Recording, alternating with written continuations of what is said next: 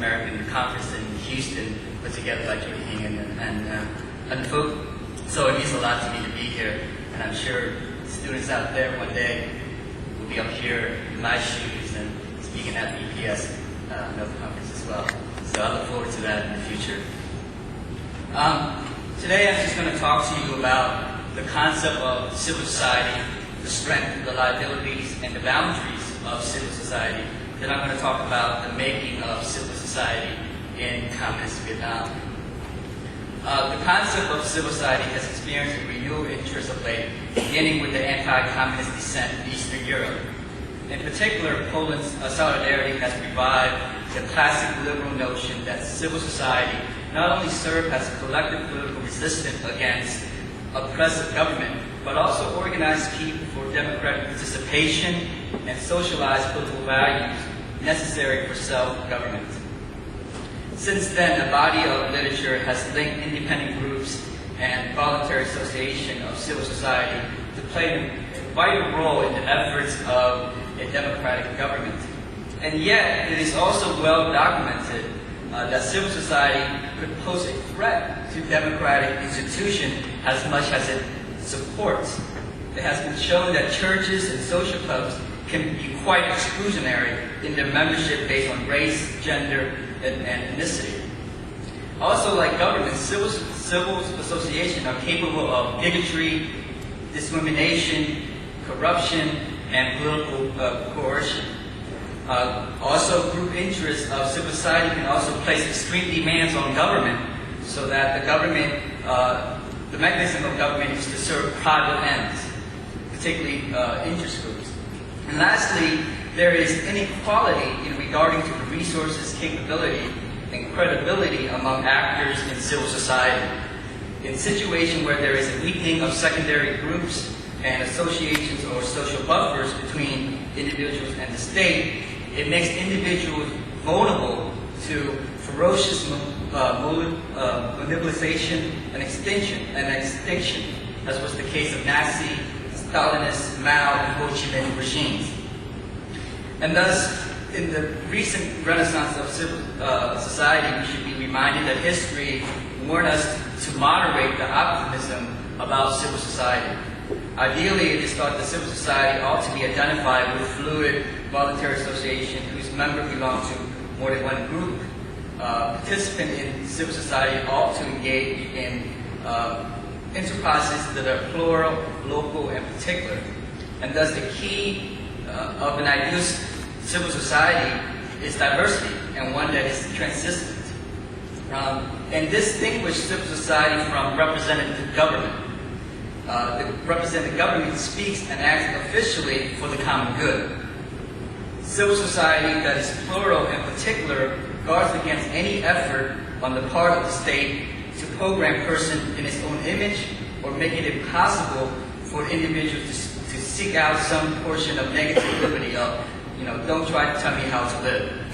And this was the case that you guys have read books on The Great New World or George Orwell, 1984.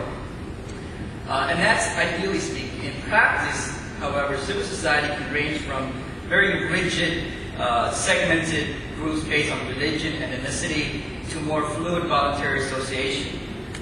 In fact, the association with civil society tend to mirror, reinforce, and create social inequalities of all kinds, with the accompanying of cutthroat competition and the intense conflict that shape any society.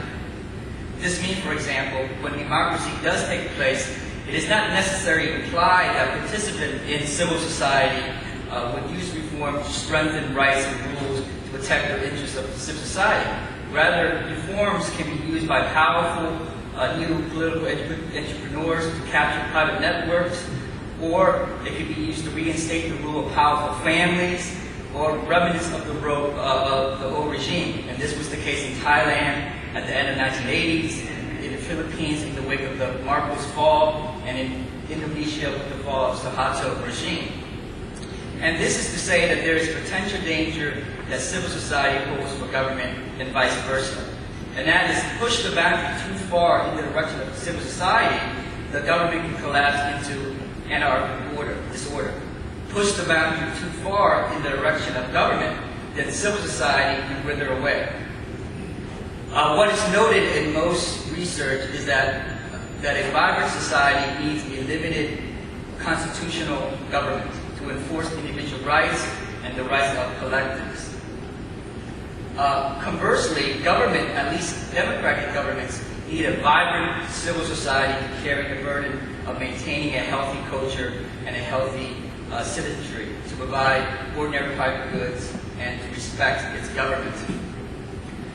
Today there seems to be another wave of optimism, and this time it's through the globalization of markets. It is here that there are a number of foreign analysts, and perhaps some of you in the audience, who argue that globalization of markets will undermine Vietnam's highly centralized authoritarian regime and its institution of social and political control.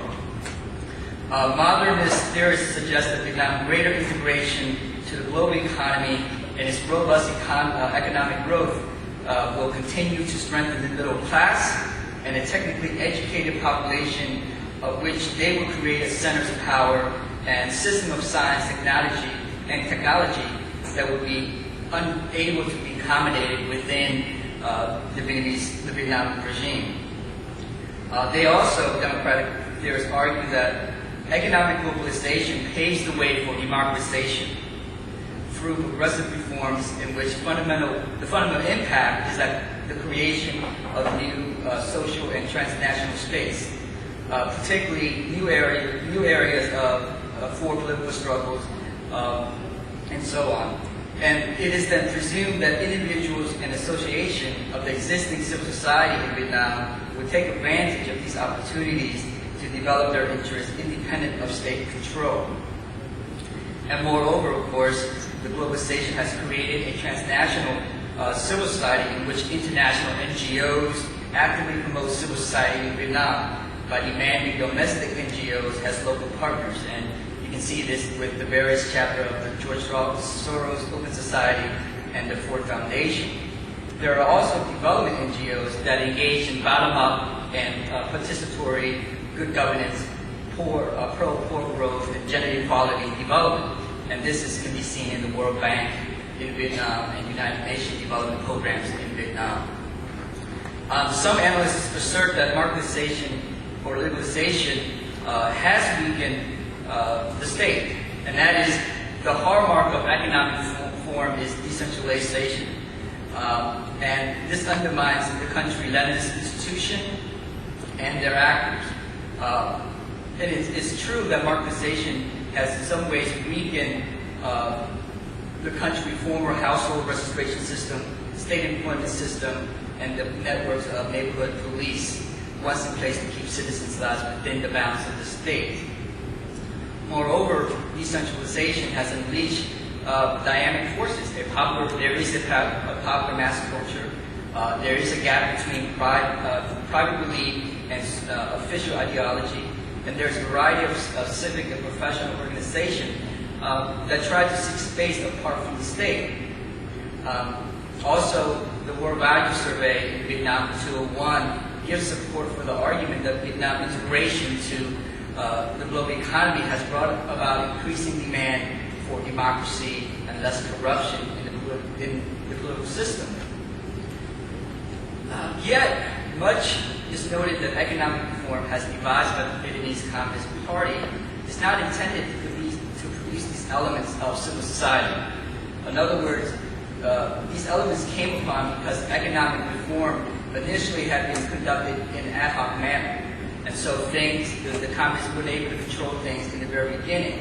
In recent years, the party has put in place new policies and practices to regulate this civil society in which the personal, economic, cultural, transnational, and political spaces, as they are growing, but however do not have interests independent of state control. These new policies